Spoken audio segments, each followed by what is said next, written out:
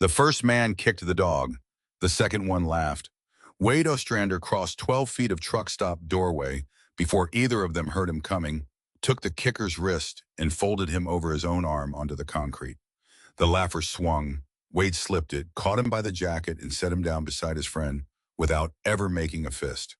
Then he stood over both of them, breathing normal, saying nothing.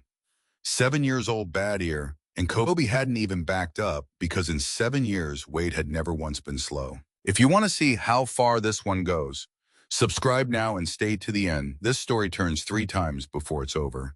And put the city you're watching from in the comments. I want to see how far this one travels. The manager came out with a phone already in his hand, and Wade said before the man could speak, "I'll go. I got it on camera." "Then you got them kicking a dog on camera too." The manager looked at that for a second and then put the phone in his pocket, which was the closest thing to justice Wade had seen in about 4 months, and said, "You still gotta go." Wade went. He'd been in kettle bench 11 hours.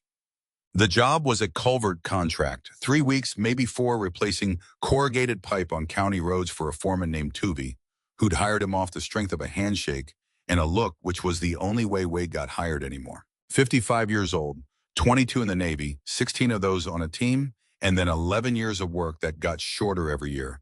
Security contracts that didn't renew, a warehouse in Rock Springs that let him go for reasons. Nobody wrote down a job at a rendering plant. He'd quit after 9 days because of the smell and because a supervisor half his age had started every sentence with "big guy." I knew what he looked like. Thick through the chest and shoulders in a way that hadn't gone soft arms, that had stopped fitting into sleeves, somewhere around 30. Dark brown hair. He cut himself with clippers in a gas station bathroom every 6 weeks. He'd been told twice in his life by 2 different women that he had a face that made people cross the street. He didn't blame them. He just wished it didn't cost him work. He slept in a Bronco with the back seat out.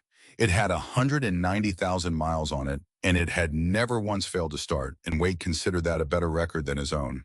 Kobe rode up front always.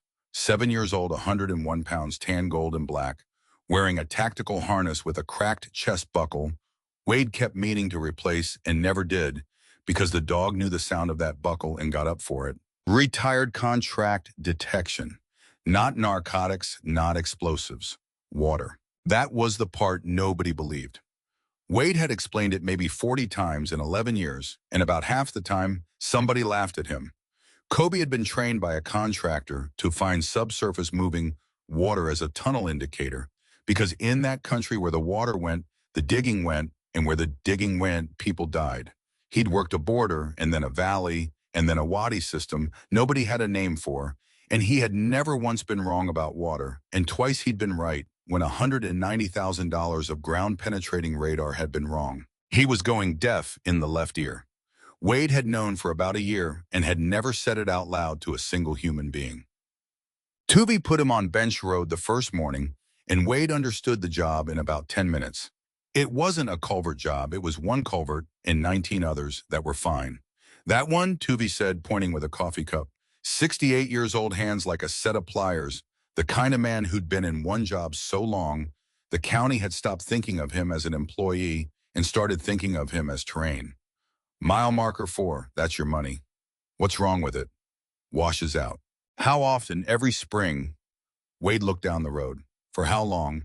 Tuvey scratched his jaw and did some arithmetic that took him longer than it should have, which Wade would think about later a great deal. 19 years, he said. Wade stopped. 19? About that, since I took foreman. Tuvey shrugged. It's the only one. Rest of them you replace a pipe every 15, 20 years, that's normal. That one I've regraded 19 springs running, and I've replaced the pipe 4 times, and I still can't tell you why. You ever ask anybody? Tuvey looked at him with mild, genuine confusion. Ask him what he said. It's a culvert. Wade found the water that night. He hadn't gone looking for it. He'd parked at the edge of town where a gravel spur ran out to a stock tank because it was flat and dark and nobody bothered you.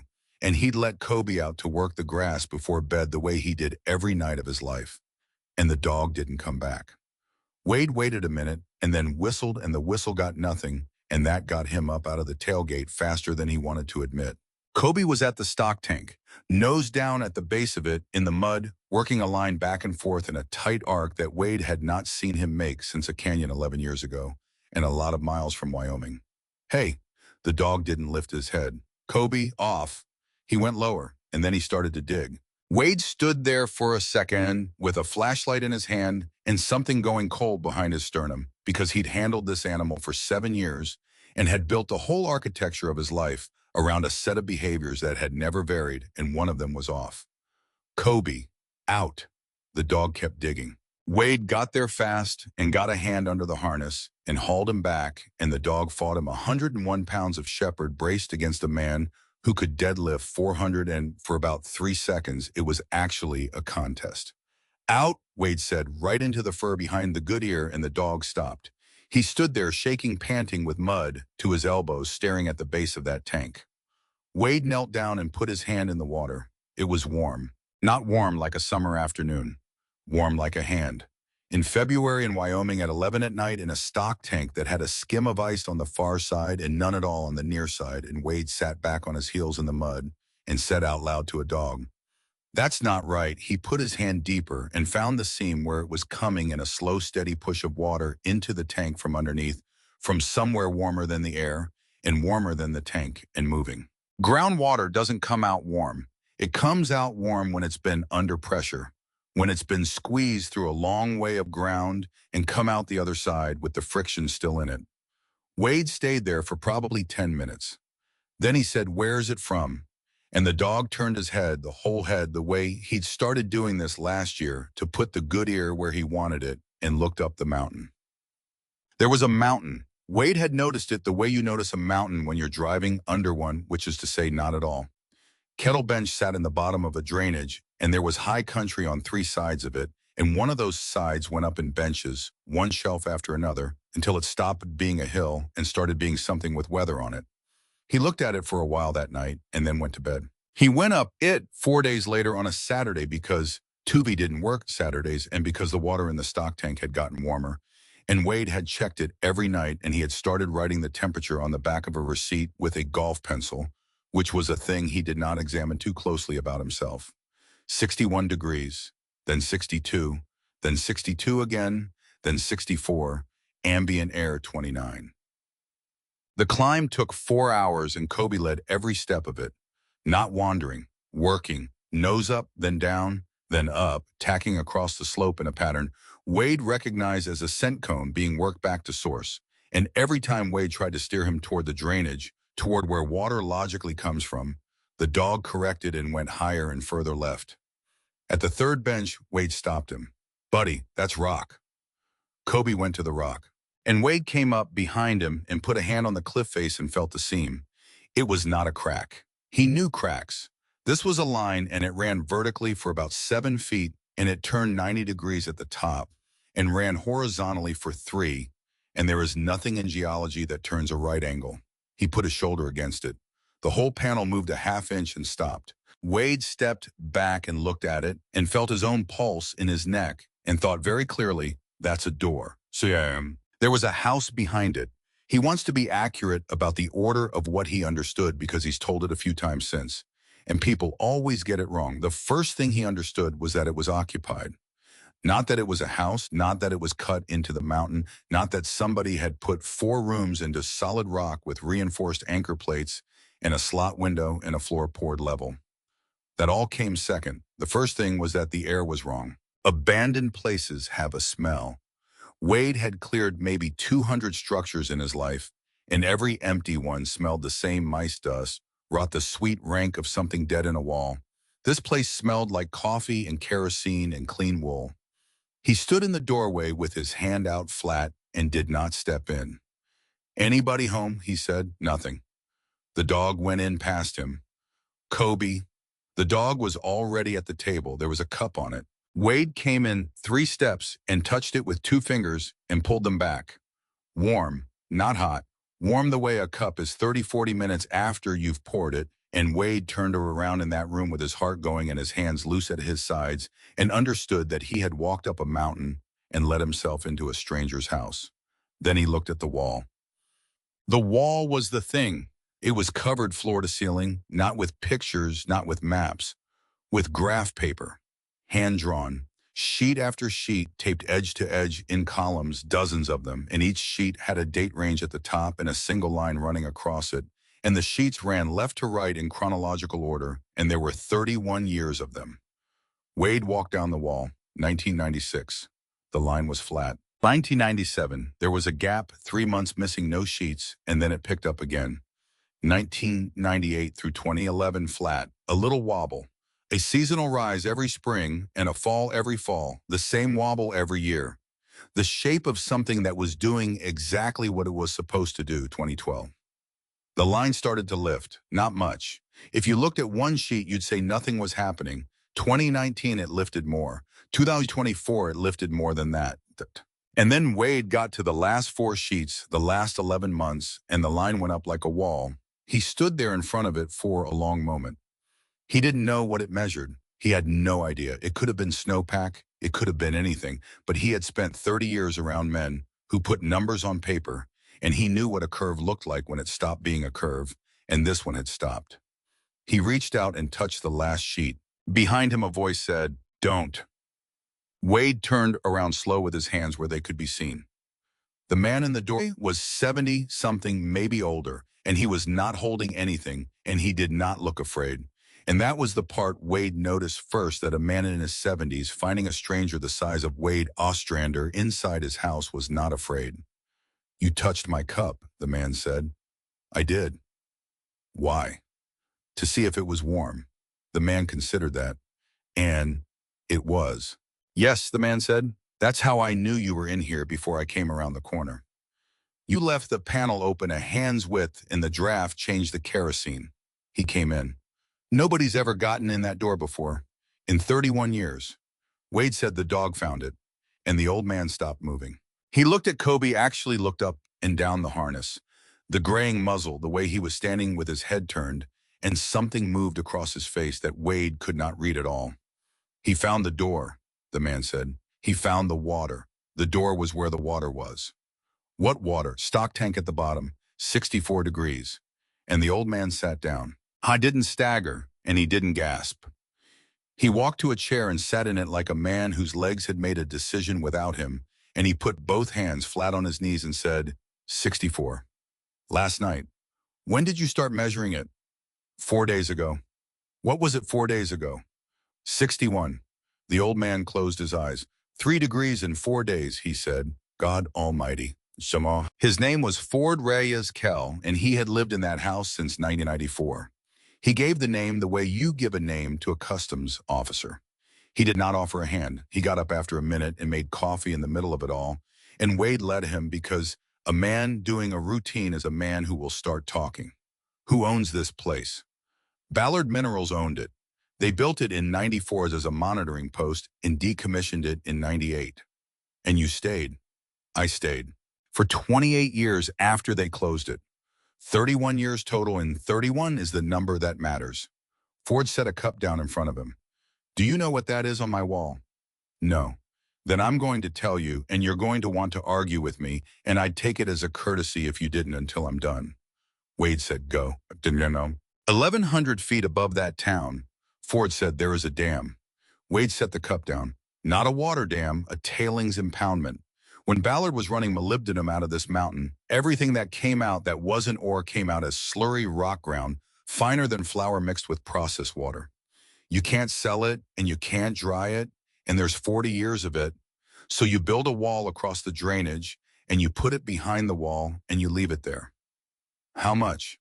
"They report 190 million cubic yards of solids and about 11 billion gallons of water." Ford said it flatly.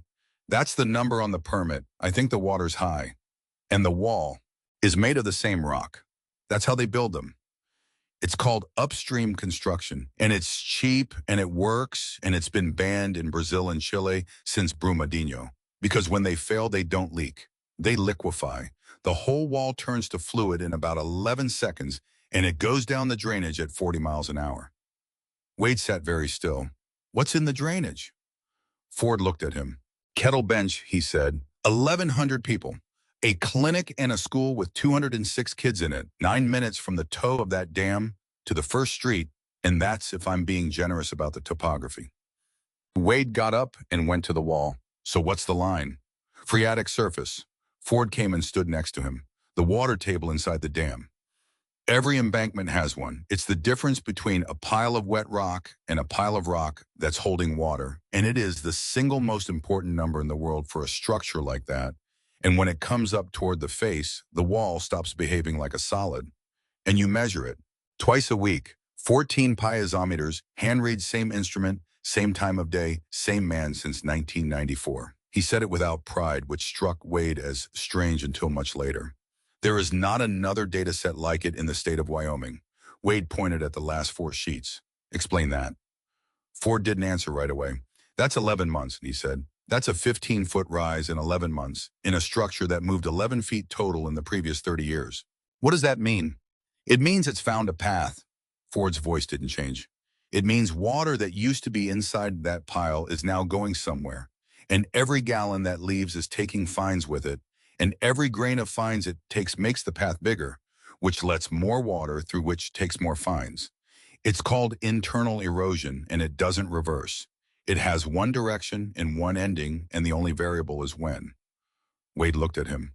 And the water's coming out at a stock tank, he said, at 64 degrees, getting warmer, which means the path is getting shorter and faster. Ford put his hand on the wall flat next to the last sheet. Son, I have been watching that line for 31 years, hoping it would flatten out. In the last 11 months, it did the opposite, and 4 days ago, the exit temperature at the toe was 61, and last night it was 64. Wade heard the whole thing without moving, and then asked the question. He asked it the way you ask about a wound, quick, before you can think about it. Who else has these numbers? Ford turned away and picked up his cup. Nobody, he said. Wade thought he'd misheard. Nobody has them yet. Nobody has them. You've been up here 31 years measuring a dam that's going to kill 1,100 people and nobody has the numbers. That's right. Wade was on his feet without deciding to be. There's a school down there. I know exactly how many are in it, and I know their start time, and I know the bus routes, and I have known all of it for 31 years. Ford's voice finally rose once, and then came right back down under control, and that was somehow worse. Do not stand in my house and tell me about that school. Then send it. Today. Right now. You've got a wall of it. To who? The state. The state, Ford said, inspected that dam 11 months ago and passed it. They inspect it every year, and they pass it every year, and they will pass it this year. It passes every test that exists because the tests are designed around instrumentation that Ballard owns, installed where Ballard put it, read by a contractor. Ballard pays, and every single one of those readings is honest. He set the cup down. That's what nobody understands. Nobody's lying. Not one person in this whole thing has told a lie. Then your numbers. My numbers are taken with an unlicensed instrument by an unlicensed man on land he does not own, from wells that are not on any permit, with no calibration record and no chain of custody, and they are worth nothing. And I have known that for 31 years too. Wade stood there. Then why take them, he said. And Ford Reyes-Kell said, because somebody has to know. Wade got maybe 2 hours down the mountain before it caught up with him. It was the way the man had said it, because somebody has to know, not because somebody has to stop it, not because somebody has to warn them. No. And Wade had spent 11 years in rooms with men who had done a thing they couldn't undo, and he knew what it sounded like when a person had built a whole life on top of one and made the life look like a purpose. He knew because he had one of his own. Or so. 22 years ago in a country he did not name to people.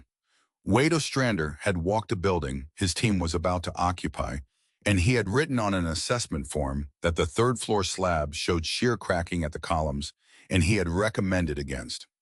A colonel had overruled him, politely, reasonably, with a schedule and a reason. And Wade had said yes, sir, and that was the whole thing. That was the entire event. He had said yes, sir, and he had not said one more word to one more person. 11 men were in it when the floor came down. He had not been. That was the part. He'd been on a truck 400 meters out. He had gone to 2 counselors about it over the years, and both of them had wanted to talk about survivor guilt. And Wade had let them because it was easier than explaining that it wasn't guilt about surviving. It was much simpler and much worse than that. He had been right one time in his life about a structure, and he had stopped talking. I went back up the next Saturday with a notebook and a thermometer and a question. Ford opened the door before he knocked. You came back.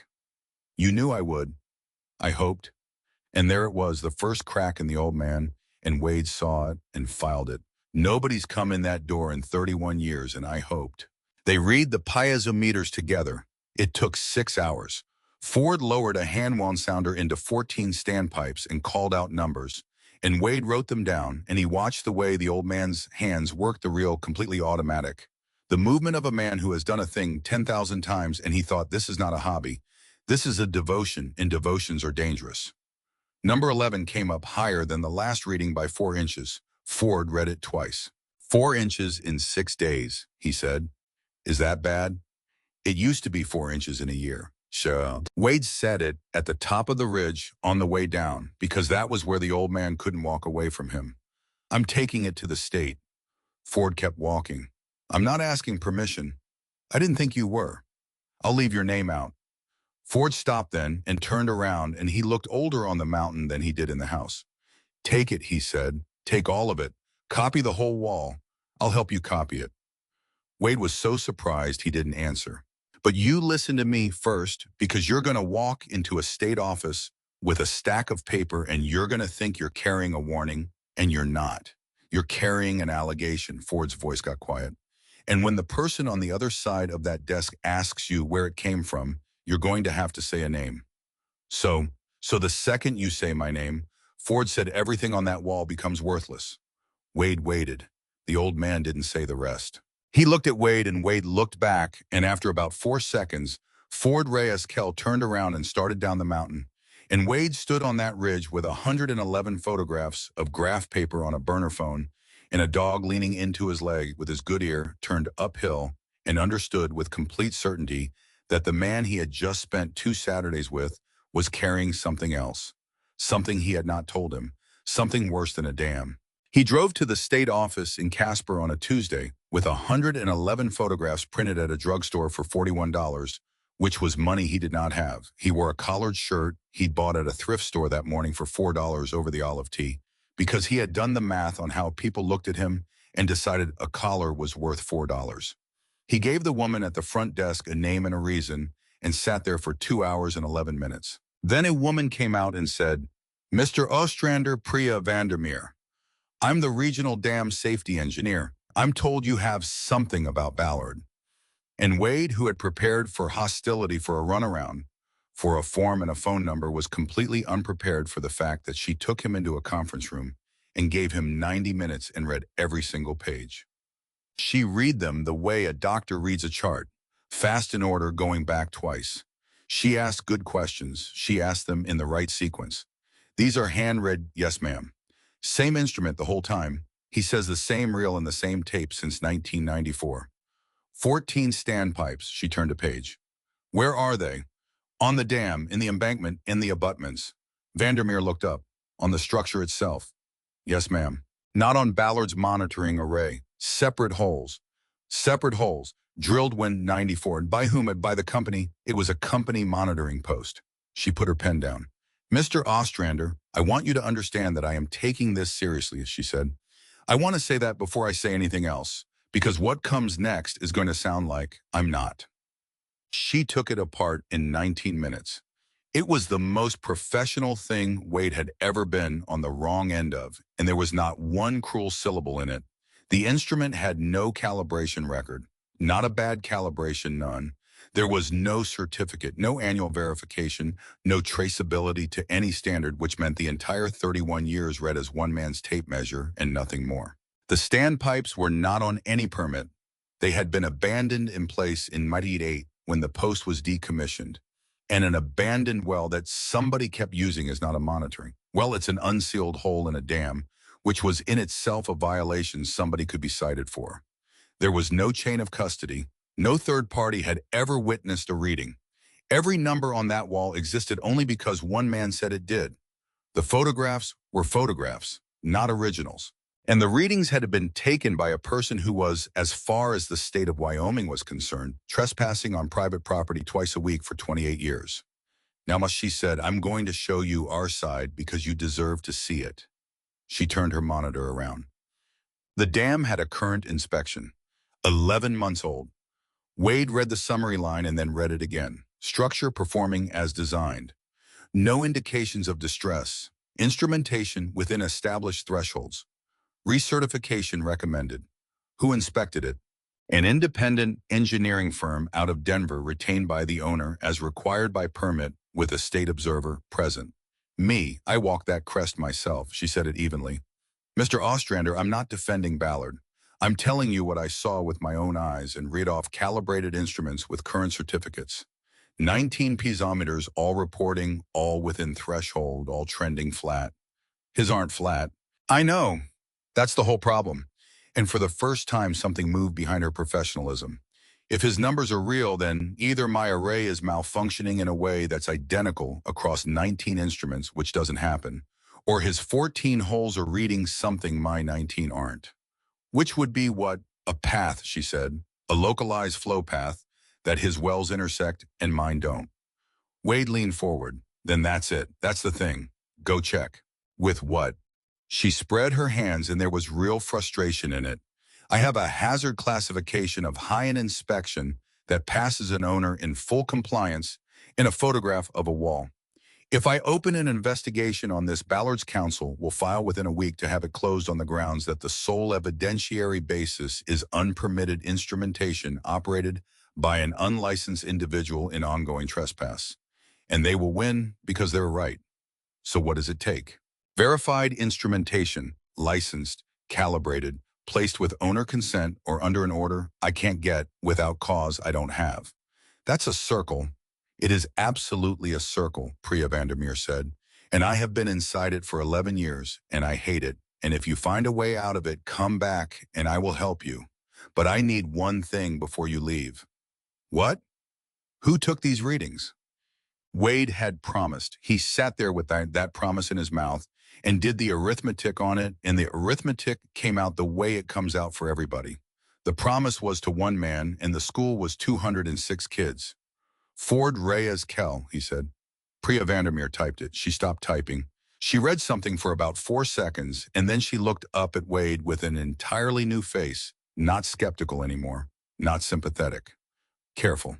Mr. Ostrander, she said, Ford Reyes Kell was declared deceased in 2003.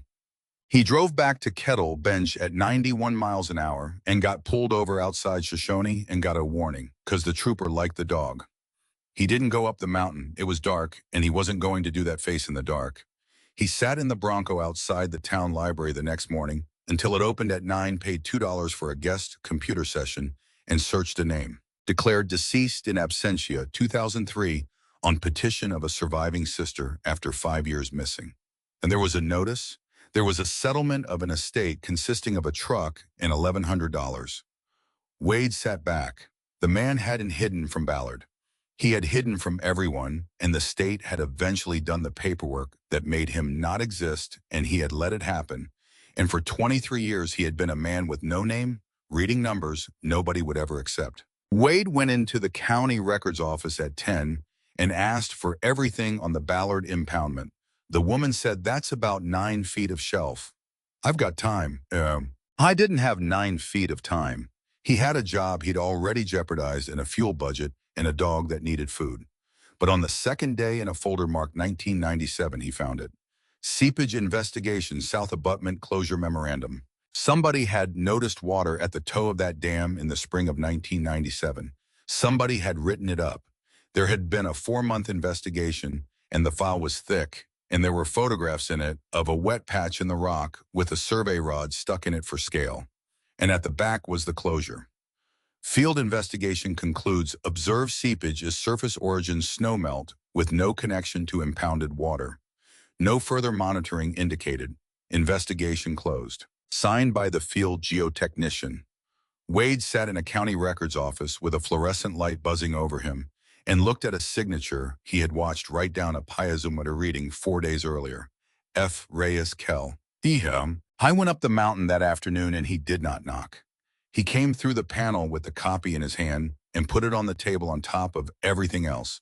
And Ford looked at it and did not pick it up and did not act surprised, and that was the thing Wade never forgave, that he wasn't surprised. Say it, Wade said. You already know it.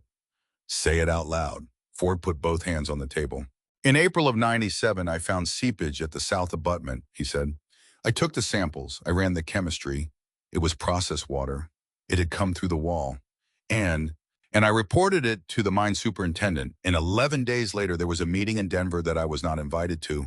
And 11 days after that, a man came out here and sat where you're sitting and explained to me that the operation had 18 months of ore left, and that a seepage finding would trigger a stability review, and that a stability review would cost more than the remaining ore was worth, and that the mine would close that quarter instead of on schedule. How many jobs? 406, Ford said the number instantly, which told Wade he'd been carrying it, in a town of 1,100. So they threatened you? No. Ford's mouth twisted. God, no. Nobody threatened me. That's what nobody ever believes. They asked me, very politely, they said the chemistry was ambiguous and it was a little, it always is, and they said a reasonable engineer could read it as snowmelt. And they said, if I read it that way, the house was mine and there'd be a retainer and I could keep monitoring privately for as long as I liked. Wade said, and you took it. I took it. For a house. For the house, and for 406 jobs, and for the sentence you can keep monitoring. Ford's voice cracked for the first time in either conversation. That's the one that got me. That's the hook. They didn't buy my silence, son. They bought my access. They let me keep watching it, and I told myself that made me the responsible party, and I have told myself that every week for 31 years, twice a week, 14 holes at a time. Wade turned away and stood facing the wall of graph paper and could not look at the old man. Then send it now, he said. Now, today. Confess the whole thing. You go down there and you say I falsified a closure in 1997 and here's 31 years of what it did. And what happens then? Then they act. No, Ford came around the table. Then Ballard's counsel establishes in about 9 minutes that the only person on earth alleging a hazard is a man who admits under oath that he falsified a federal seepage closure for personal benefit, who has lived on the property rent-free for 3 decades, who is legally dead, who has no license, and who has a documented financial relationship with the owner. He was shaking now. Every number on that wall becomes the testimony of a proven liar, and they don't just lose, they become evidence for the other side. 31 years of data turns into a motive. Wade turned around. You're telling me you can't warn them because you took the house. I'm telling you, I've been standing in a room for 31 years where the door only opens one way. Ford's eyes were wet and furious. You think I haven't done this? You think there's a version of this I haven't run? I've had a letter written since 2009. It's in that drawer. I've addressed it 11 times. Then mail it. It doesn't work, Wade. You don't know that. I know it the way you know a floor's going to come down, Ford said, and the room went completely silent. Wade stood very still. What did you say? Ford's face changed the fast, sick look of a man who has reached for a weapon and hit something soft by accident. You said something on the ridge, he said quietly, about a slab and a kernel, 2 Saturdays ago. You didn't finish it. I finished it. You said, and I said, yes, sir. That's not finishing it. Wade picked up his jacket. Wade, don't, Wade, he said. He got to the panel and stopped with his hand on it, and he did not turn around. And what he said was the truest thing he'd said out loud in 22 years. I was right one time about a building, he said. One time in my whole life. And I told one man and he said no, and I stopped talking, and 11 guys went inside. He pushed the panel. You've been right for 31 years, and you've told nobody. So don't sit there and tell me about doors that open one way. I know exactly how heavy that door is. I've had my hand on it since 2004. The town council met on the second Thursday. Wade signed up for public comment because there was a sheet on a table and anybody could. He got 3 minutes. He used all 3. He said there was independent monitoring showing a rise in the phreatic surface in the Ballard impoundment, that the exit temperature at the toe had climbed 3 degrees in 4 days, and that he was asking the council to request an independent stability review. I was calm. He'd rehearsed it in the Bronco 11 times. Then a woman at the end of the table said, point of order, and Wade found out what a real fight looked like.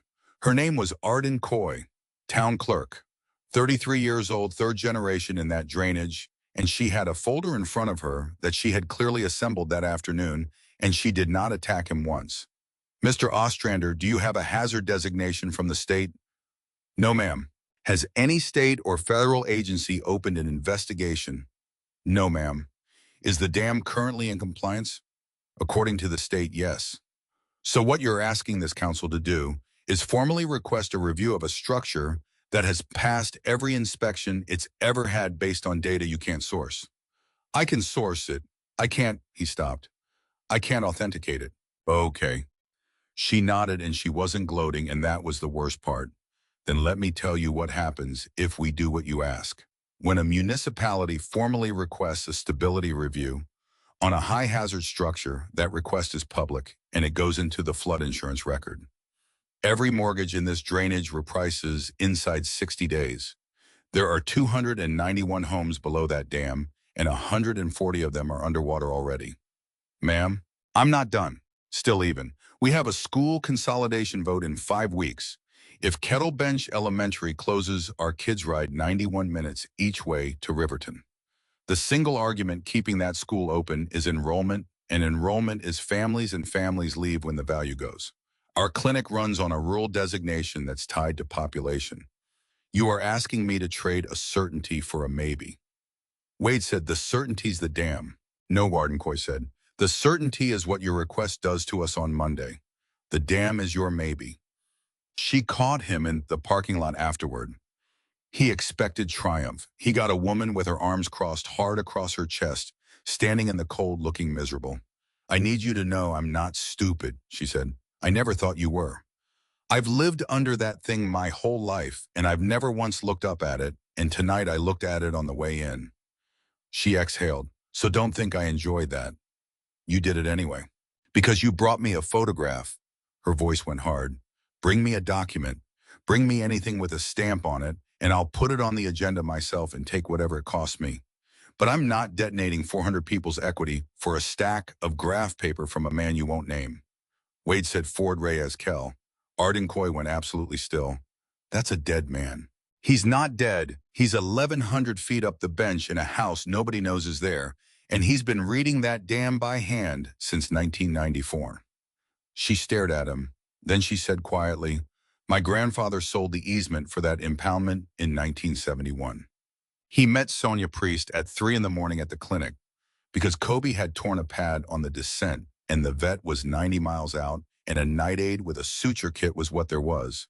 She was 20. She had an 8-year-old brother named Emery, asleep on 2 chairs in the waiting room because there was nobody else to have him. She cleaned the pad and wrapped it and did it well. You're the guy from the council thing, she said. News travels. There's 1,100 people. News doesn't travel, it just is. She tied off. Arden's not wrong, you know, about the school. I know. I also know my street floods every spring and always has, and my mom said the same when she was a kid. She shrugged. That's just Peach Street. You get a sump pump. Wade's hands stopped moving on the dog. Which street? Peach, bottom of the drainage, cheapest rent in town, which is why we're in it. She looked up. Why so? How long has it flooded? Forever, since before me. And it's the only street that does. Sonia thought about it. Yeah, she said slowly. Huh, yeah, it is. Wade drove to the county shop at 6 in the morning and waited for Roy Tuve to open the gate. You still got a job, Tuve said, in case you were wondering which you should be. Roy, mile marker 4, 19 years. What about it? Do you write it down? Tuve looked at him like he'd asked whether the sun came up. Course I write it down. Every hour of equipment, every load of gravel, every man hour. County makes you. How far back? Since I took foreman, it's all in the shop. He hooked a thumb at a metal cabinet. Why bit on him? Because that culvert washes out every spring, Wade said. And Peach Street floods every spring, and they're the same drainage, and neither of them should. Tuve took a long pull of his coffee. Son, he said, you're about to tell me something I'm not going to like, aren't you? The last thing broke on a Friday. Wade went to the county recorder for the 5th time and asked for the recertification schedule on the impoundment because it had occurred to him around 2 that morning that there was a calendar somewhere and he had never looked at it. The clerk pulled it in 4 minutes. Federal 5-year recertification, Ballard impoundment. Filing complete. Review complete. Determination scheduled to enter in 41 days. Wade said, what happens when it enters? Permit's good another 5 years. And that's it. That's usually it. She scrolled. Huh. There's a transfer notice too. Post-determination. Transfer of what? Ownership of record and remediation obligation. She turned the screen. Ballard Minerals to Deer Creek Reclamation Holdings, LLC. Effective the day after determination. Wade wrote the name down. He paid $2 more at the library and looked it up in the Secretary of State's Business Registry, and Deer Creek Reclamation Holdings, LLC, had been formed 9 months earlier. Had one officer of record who was a registered agent in Cheyenne, had no employees, and had total stated assets of $10,000. $10,000 against 190 million cubic yards. Wade sat in that library with his hands flat on the desk on either side of the keyboard and understood the entire machine at once, all of it in one piece. Nobody had to do anything. Nobody had to threaten a man or burn a house or bribe an inspector. The dam had to pass one more inspection, an honest inspection conducted by an honest engineer, using calibrated instruments that were reading true, and 41 days after that, the thing sitting 1,100 feet above 206 children would belong to a company with $10,000 in it, which would dissolve, and then it would belong to nobody at all. And every signature in the whole chain would be genuine. He got up so fast the chair went over. The librarian said, "Sir." "Sorry," Wade said. "Sorry, I'm sorry."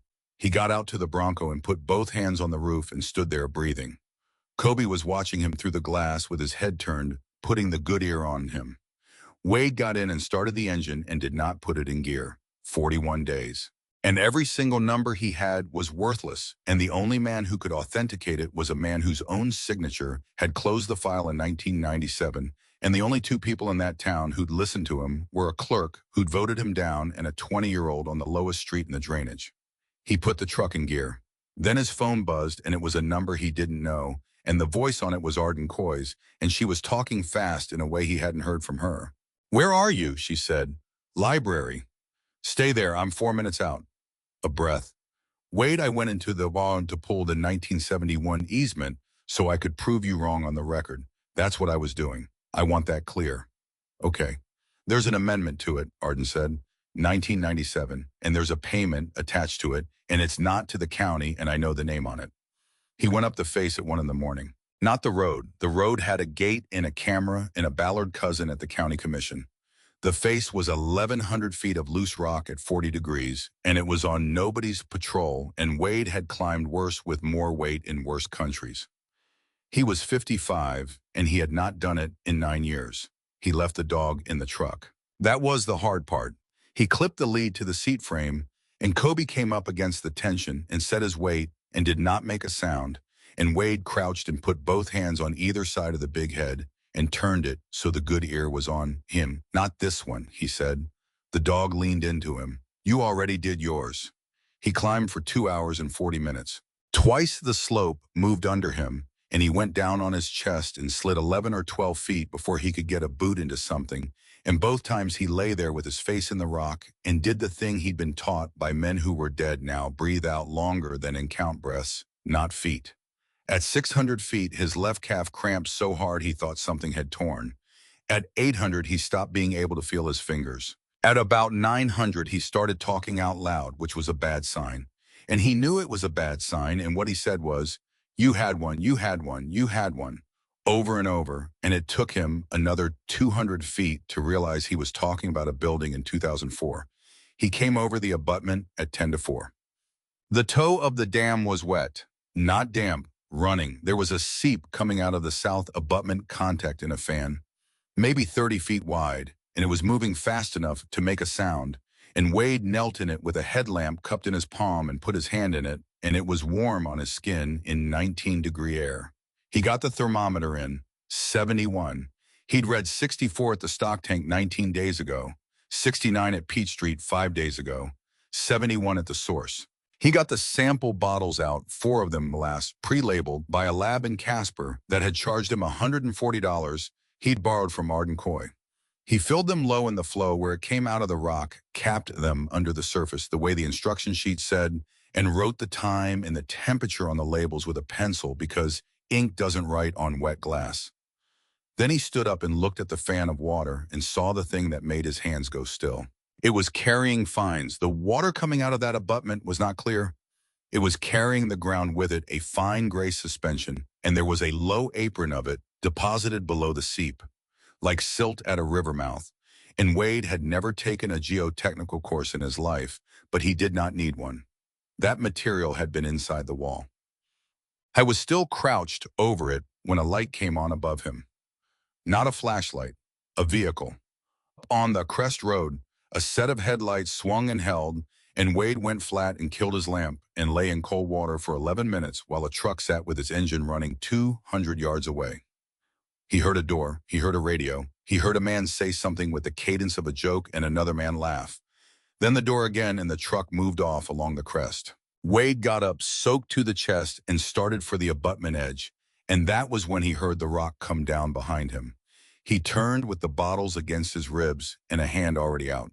Ford Reyes Kell came out of the dark on his hands, in places 74 years old, breathing like a bellows with a hole in it. "Hewitt," Wade said, "give me the bottles." "What?" "Give me the bottles." Ford got a hand on the rock and hauled himself the last of it. "You have a trespass action against you and no license and no standing. If you carry those off this dam, they're the fruit of a criminal entry by an interested party, and Ballard's counsel will keep them out in one motion." He put his hand out. His whole arm was shaking. "I hold a life tenancy on this parcel. It's recorded. It's in the amendment Arden pulled. I am the only human being on earth who has a legal right to be standing here." Wade stared at him. "You climbed 1,100 feet. I took the maintenance trail. It's not a mountain if you know where the stairs are." Ford almost laughed, and it turned into a cough. "Give me the bottles, son." Wade gave him the bottles. "And Wade," the old man's hand closed on his wrist, "there's a second sample, and you're not going to like where it is." The crest, impounded water, not seepage. Ballard's own pond behind the wall so the lab could match one to the other. There was a gate, there was a camera on the gate, and there was a decant tower access with a steel stair down to the water. And Ford knew where it was because he had helped commission it in '94, and he went down it in the dark at 74 years old while Wade stood at the top with a hand on the rail and his heart in his teeth. It took 9 minutes. When the old man came back up, he had 2 bottles full, and he was crying and not making any noise about it. 31 years, he said. 31 years I've been on this crest twice a week, and I have never once put my hand in it. Why not? Because the day I did, Ford said, I'd have to know. The lab took 4 days, and it did not go to Wade. It went to Priya Vandermeer because Ford had listed her as the reporting party on the chain of custody form, which Wade did not know he'd done until she called at 7 in the morning. "Mr. Ostrander?" "Ma'am?" "I have a lab report in front of me from a certified facility with a complete chain of custody submitted by a person with a recorded life tenancy on the sampled parcel." A pause. Wade could hear her breathing. "Sulfate at 1,100 milligrams per liter. Molybdenum at 4.1. Thiosalts present, pH 8.9. And the culvert. Sulfate at 980. Molybdenum at 3.6. Thiosalts present." Another pause longer. "Mr. Ostrander, that's the same water. That's not similar water. That's not consistent with water. Snowmelt in this basin runs sulfate under 40 and no molybdenum at all. There is no natural process in the state of Wyoming that puts thiosalts in a road ditch." Wade sat down on the tailgate. "So you'll act." "I filed at 6 this morning for an emergency stability review and an interim restriction on the recertification determination. The hearing is Thursday." Her voice tightened. "And I need you to understand what I've just done to myself because I'd rather you heard it from me. I signed the inspection that passed this structure 11 months ago. I walked that crest. What I've just filed says in effect that I missed it. You didn't miss it. Their instruments. Their instruments were reading true, and the water was going around them, and a better engineer would have asked why 19 piezometers were all so calm on a 40-year upstream construction dam." She cut herself off. "Thursday, 9 a.m., bring everything." "Ma'am." Ballard's counsel opened Thursday by trying to keep Ford Reyes-Kell out of the room entirely, not out of the record. Out of the room, a motion to exclude on the grounds that a person adjudicated deceased in 2003 lacked capacity to appear. Here, it failed.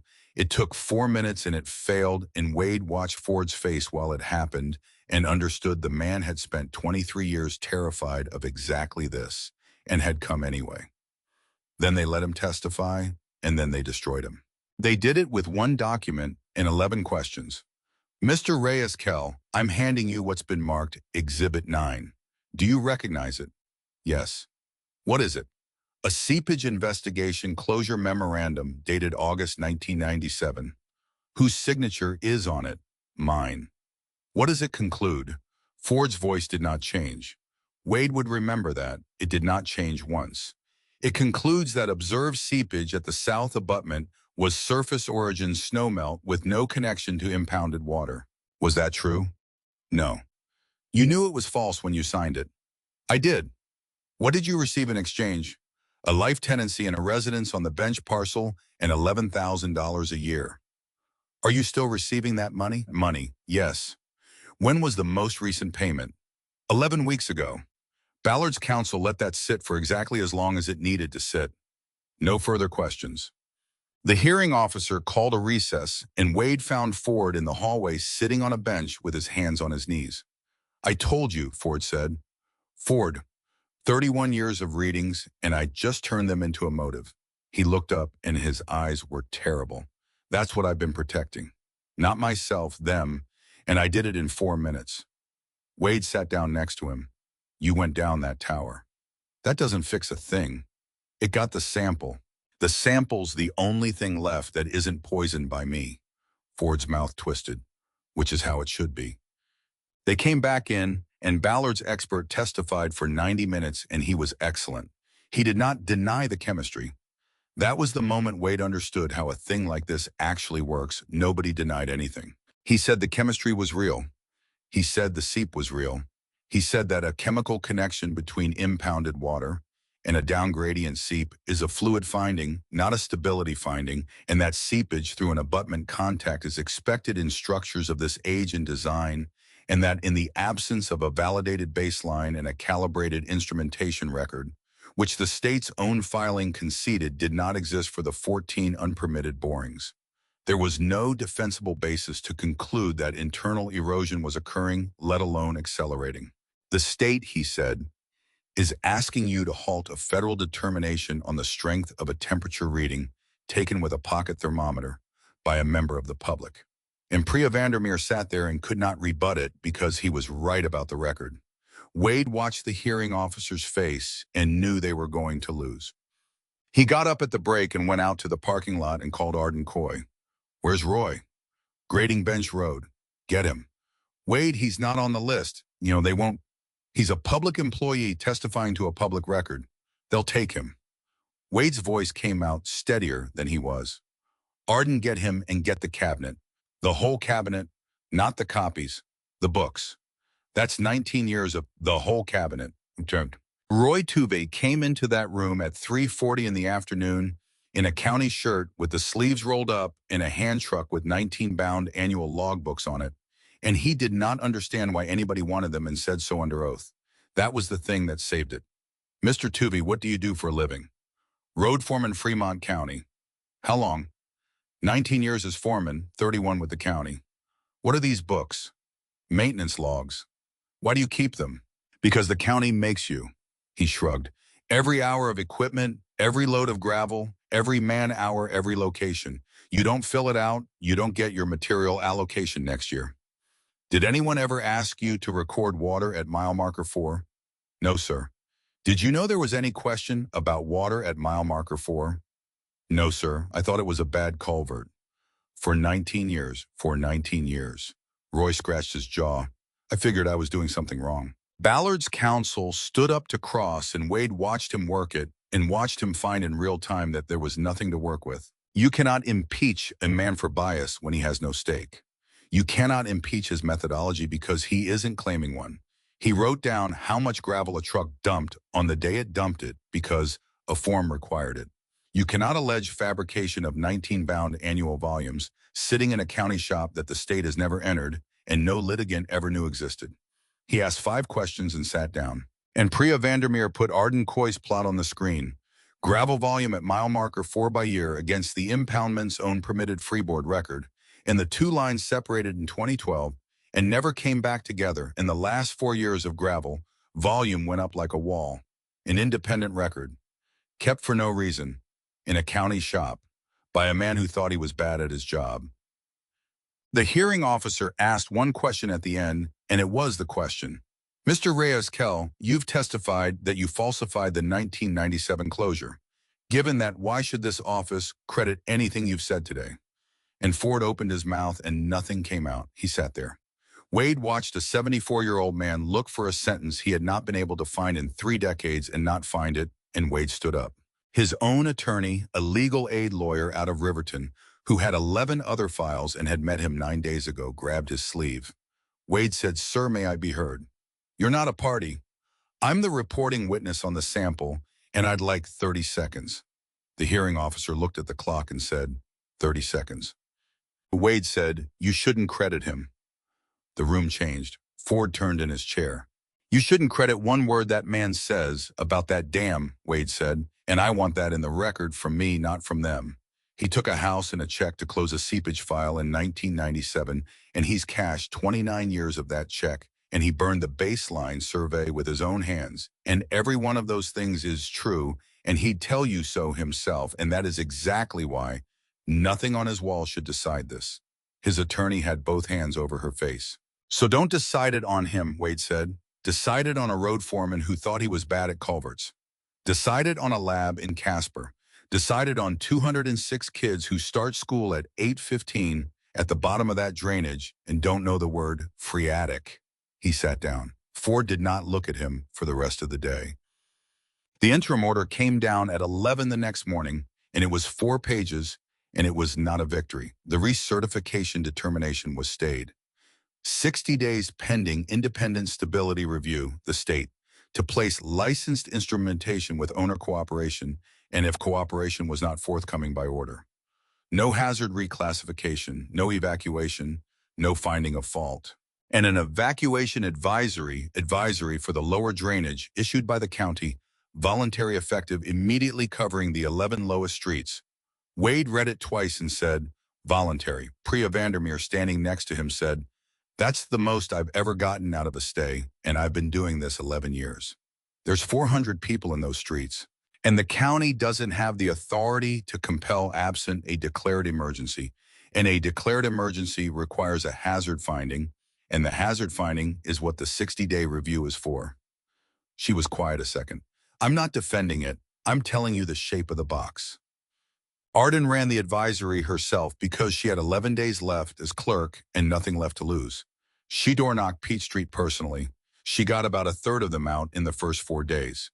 She got the church basement in Shoshone open, and she got the school to run 2 buses, and she stood in people's yards and argued with them and lost most of those arguments. "It's voluntary," a man told her on the 4th day. "That means they don't think it's going to happen. It means they can't make you." Same thing. It was not the same thing, and she could not make it not the same thing. Sonia Priest did not go. Wade sat in her kitchen on a Tuesday and asked her directly, and she gave him the answer that was underneath every single door Arden knocked on. "Where?" she said. "Shoshone, the church. For 60 days. For however long. I work nights at this clinic, and Emery's in 3rd grade here, and I don't have a car that makes Shoshone twice a day." She wasn't angry. That was worse. "Wade, I believe you. Okay, I'm the only person on this street who does, and I still can't go because believing you doesn't put gas in that Corolla." Wade said, "I'll drive you. For 60 days every day." "Yes." Sonia looked at him for a long moment. "Ask me again Friday," she said. "I've got to talk to my supervisor about shifts." The dam went at 4:50 on Thursday morning. Not the whole wall. Ford would explain later, much later in a chair with his hands shaking, that a full liquefaction would have taken the town off the map in 9 minutes, and there would have been nothing to talk about afterward. What happened instead was that the south abutment let go. The path that had been eating that contact for 31 years finally took enough material that the ground around it stopped holding, and a wedge of the abutment failed, and about 11% of the impoundment went down the drainage in the dark. It took the mile 4 culvert and 800 feet of bench road, and it took the 3 lowest streets. Wade was in the Bronco on the pull-off above town when it started because he had not slept more than 4 hours a night in a month. And the first thing that happened was that Kobe Deaf on the left, half deaf, 7 years old, retired, sleeping, came up off the seat with his whole body. 4 seconds before Wade felt anything, he felt it through the floor. Wade was moving before he understood he was moving. He hit the horn and held it and drove down that hill at a speed that should have killed him, laying on the horn the whole way, and porch lights came on behind him one after another like something being unzipped. He got to Peach Street 90 seconds ahead of it. Han got 11 people out of 4 houses in 90 seconds, and he does not remember any of it in order. He remembers a door coming off its hinges under his boot. He remembers carrying somebody's grandmother across a yard with her feet not touching anything.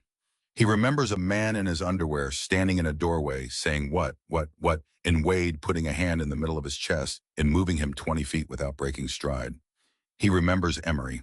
The boy was standing in the front room in a t-shirt with his shoes in his hand, and Wade picked him up under one arm like a duffel and went out the back and up the slope and put him down at the top and turned around, and Sonia was not with him. She had gone back in for the dog. Not Kobe. Their dog, a 12-pound thing named Biscuit that Emery had gotten for his 6th birthday. Wade went back down. He got about halfway. The wave came through the bottom of that street at something like 30 miles an hour, and it was not water. It was ground 40 years of rock flour and processed water, moving as one body. And it took the front off Sonia Priest's house while Wade was 11 feet from the porch. He got a hand on the door frame, and the frame went with it. He came up 200 feet downstream against a stand of cottonwood with a broken collarbone and his left leg open to the bone and 1,100 pounds of mud on his chest, and he dug himself out with one arm over the course of about 9 minutes while it kept coming past him. They found Sonia at 6:40 in the morning, 400 yards down in the branches of a tree alive. Both legs, her pelvis, 9 hours in surgery in Casper. The dog did not make it. 206 children were not in the school because it was 4:50 in the morning. That was the whole margin, not the advisory, not the stay, not the hearing, not 31 years of graph paper, 3 hours and 25 minutes. Wade thought about that in the ambulance, and he thought about it in the hospital, and he has thought about it every day since, and he has never once been able to make it mean anything except what it is.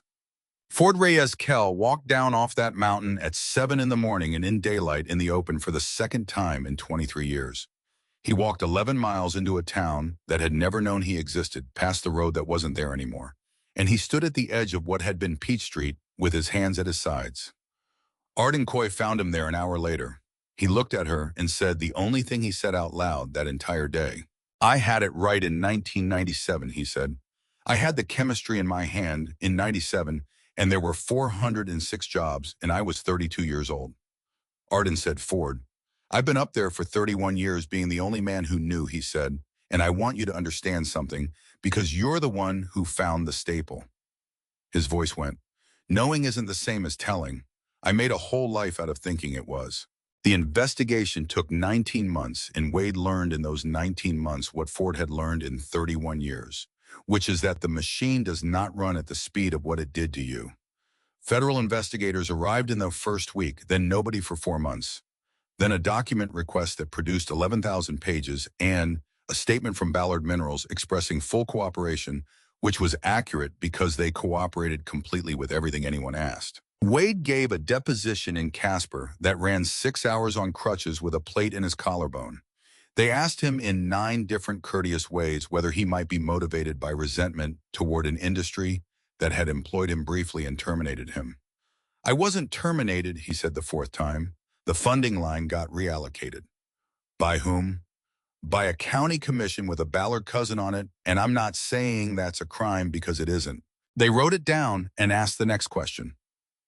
The findings came out on a Tuesday in the fall, and Wade read them in a truck outside a hardware store and had to put the pages face down on the seat for a minute, Failure attributable to progressive internal erosion at the south abutment contact originating no later than 1997. No evidence of falsification in any inspection conducted between 2003 and the date of failure. Instrumentation array performing within design specification. Array placement did not intercept the flow path. No basis for criminal referral. That was the sentence. 9 words. 2 state engineers were reassigned. One of them had been at the office 11 months. The 1997 closure was referred for prosecution, and the referral came back in 6 weeks with a declination statute of limitations, expired in 2004, 22 years before anybody looked at it. Ford Reyes-Kell could not be charged with the one thing he had actually done. I was charged with the unlicensed practice of engineering a misdemeanor and pled guilty and paid a $2,000 fine. Priya Vandermeer testified for 2 days and it broke her. Wade watched it. She answered every question honestly, including the ones about her own inspection, 11 months before the failure, and she never once said the thing that would have saved her, which was that the instruments had been reading true. Afterward, in a hallway, she said it to Wade instead. They were reading true, she said. 19 piezometers, all calibrated, all current, all correct. The water went around them. That's all that happened. That's the entire event. You filed the stay. I filed the stay 11 months too late and 11 days before it went. She laughed and it came out wrong. Do you know what my finding says, array performing within design specification? I'm exonerated, Mr. Ostrander, officially, in writing. She took early retirement 4 months later with full benefits. She was hired within the year by a private engineering firm in Denver, doing dam safety consulting at roughly 3 times her state salary, and Wade saw her name on a filing 2 years after that and sat with it for a long time and never once decided how he felt. That was the part he could never explain to people who hadn't been there. There was no villain at the end of it. There was a good engineer who did her job correctly and missed it, and an honest inspection that passed a dam that was failing, and a woman who went home and eventually slept. Dutch Ballard testified for 1 hour and 11 minutes. He was courteous. He answered everything. He explained that he had inherited the operation in 2004, 6 years after the seepage closure and the meeting in Denver, and that he had personally never seen the 1997 file, and that his companies had complied with every permit condition, every inspection, every request. All of that was true. He was never charged with anything. The transfer to Deer Creek Reclamation Holdings, LLC, did not happen because the determination never entered. That was the one thing the stay accomplished, and it was not nothing. Remediation obligations stayed with Ballard Minerals. Ballard Minerals officialed on Chapter 11 14 months after the failure. The remediation is being done with federal money through a reclamation fund, which means it is being done with tax money, which means the 1,100 people of Kettle Bench are among the people paying to clean up the thing that came down on them. Arden Coy said it best at a meeting in a folding chair 2 years later. We're paying twice, she said, once with the town and once with the taxes, and that's not a scandal. That's just how the fund works. The settlement came in June of the second year. 41 households. The number the reporters used was significant. Split 41 ways minus fees, the priest got $181,000. Sonia called Wade from the lawyer's parking lot. It's real, she said. Good. It's real and it doesn't do one thing. Her voice went flat the way it did. I asked the surgeon. I said, with this much, what do we do? And he said, we manage it. That's the plan. We manage it. Sonia. I'm 21 and I've got a cane and I'm going to have a cane when I'm 60. A breath. It pays for Emery. That's what it does. It pays for whatever Emery needs for the rest of his life. And my mom's not here to choose, and that's not nothing. I'm not saying it's nothing. It's not nothing. But it's not justice. No, it's a receipt, she said to him. Emery was 8 and he was fine. That's what everybody said for about a year and a half. And then he was 9 and a half and he stopped sleeping and started asking his sister a question every night at bedtime that she could not answer, which was whether the mountain above the church in Shoshone had a dam on it too. I is 14 now. He is not fine and he is not broken. He is a kid who knows something about the world. At 14 that most people don't learn until 40, which is that the paperwork is real and it is not on your side by default. He does not want to be anything in particular yet. He does want to know how the piezometers work, and Ford taught him, and that turned out to matter. Ford Reyes-Keel lost the house. The life tenancy was voided in the bankruptcy proceeding, and the bench parcel went to the Reclamation Trust. And a man came up the mountain with a clipboard and gave him 30 days. And Ford came down with 2 boxes and 31 years of graph paper and nothing else. He was 75. He had $191,000 in a bank account he had never spent a dollar of since 2009.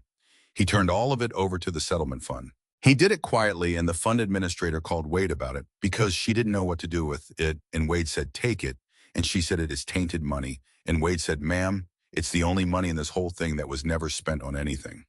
Ford rented a room over the hardware store in Kettlebench and lived in it for 5 years. He did not apologize publicly. He was asked to twice by reporters, and both times he said the same 11 words, "An apology is a thing you give. I don't have one." What he had instead was a Tuesday and a Thursday. I saw him. The state placed permanent instrumentation on what was left of the impoundment. In the second year, license calibrated, telemetered with a data feed that goes to Cheyenne and a public dashboard anyone can look at. It is automatic. It does not need a person. And twice a week, a man goes up and reads it by hand anyway. That was Wade's condition when he took the monitoring contract, and it went into the scope of work because the contracting officer thought it was harmless, and Wade never explained why he wanted it. Ford taught him the real. 6 months of Tuesdays and Thursdays, an old man's hands over a big man's hands on a hand wound sounder, and then Ford stopped coming up because his knees quit, and then Ford taught Emery Priest, and then Emery brought a friend, and now there are 3 of them, plus Wade, and they go up twice a week and read 14 replacement standpipes by hand and write the numbers in a bound book in ink. Arden asked him once at a district meeting why they didn't just pull it off the dashboard. "There's a dashboard," she said. "It updates every 4 minutes." "I know. So why the book?" And Wade said, "Because a dashboard's got a delete key." Arden Coy lost the clerk's job and then won the drainage district seat 18 months later by 111 votes, and she runs the monitoring program. She spent 4 days building a file to destroy. She keeps that file. It's in her desk. She showed it to Wade once. "That's my paragraph," she said. "Right there, that's what I was going to say about you at the meeting. I still think it was well written. You'd have won. I'd have won." She put it back in the drawer. "I want it where I can see it. So I remember that being reasonable is not the same as being right, and that I was extremely reasonable." The school stayed open. That's the part nobody predicted. The consolidation vote failed because the town got national attention, and the attention brought a state emergency appropriation, and the appropriation kept the doors open. And Arden has said out loud more than once in public that a dam had to come down to save Kettlebench Elementary, and that this is the stupidest sentence she has ever had to say seriously. Roy Tuvey retired at 70 and did not stop keeping records. He filled out the county maintenance forms for 2 more years, and then when he handed in his keys, he took 19 bound annual logbooks off the shelf in the shop and drove them to the county library himself and asked the librarian to keep them where people could get at them. She said she'd need a reason for the accession form. Roy thought about it for a while and then said, "Put down that a fellow wrote down how much gravel he used, and it turned out to matter. He is 73 now. He comes up on Thursdays.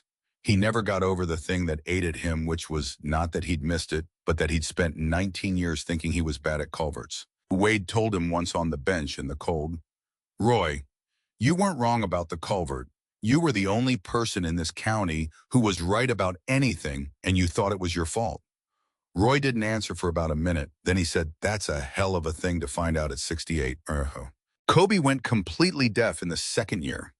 The right ear went the way old shepherd's ears go slowly, and then all at once, and by the time Wade got out of the second surgery on his leg, the dog could not hear a door, a truck, a whistle, or his own name.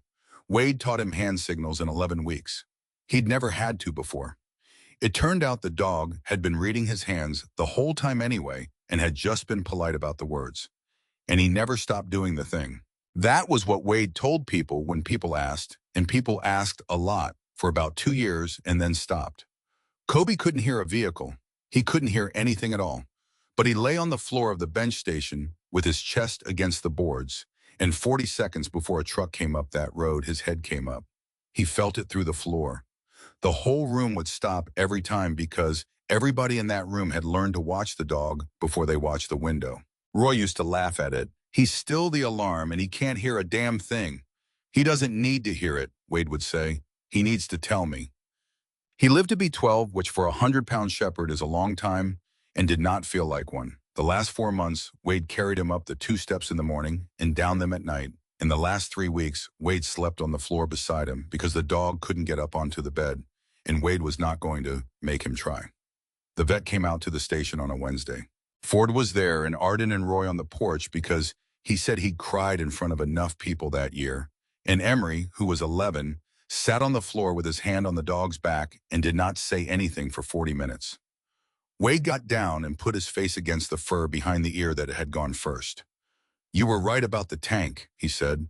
"The tail moved once. You were right about the door.